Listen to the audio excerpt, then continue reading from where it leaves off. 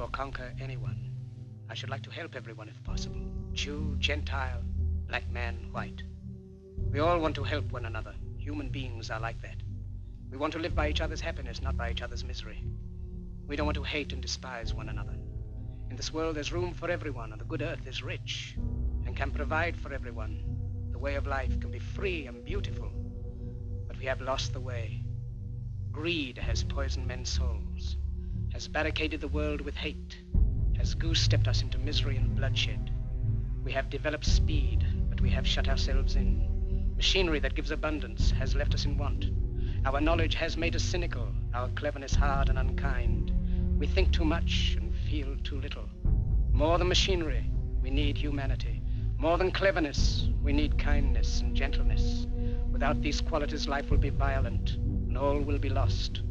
The aeroplane and the radio have brought us closer together. The very nature of these inventions cries out for the goodness in men, cries out for universal brotherhood, for the unity of us all. Even now, my voice is reaching millions throughout the world.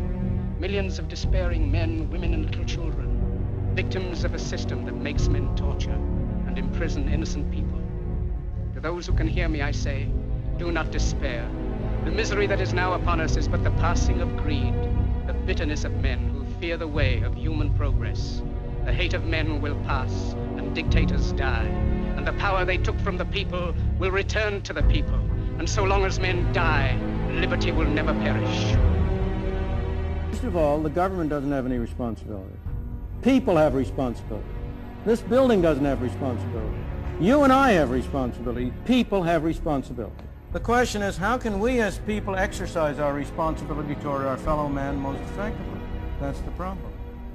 So far as poverty is concerned, there has never in history been a more effective machine for eliminating poverty than the free enterprise system and the free market.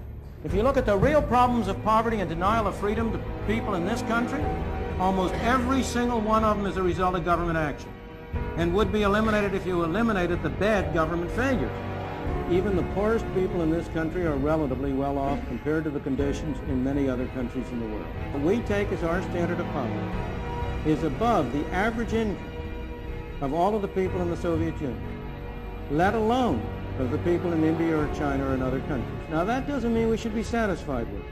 We are a wealthier country and we've been more productive, and we should set higher standards for ourselves. But by the same token, we ought to have a sense of proportion, and we ought to recognize both the source and the problem. You are men!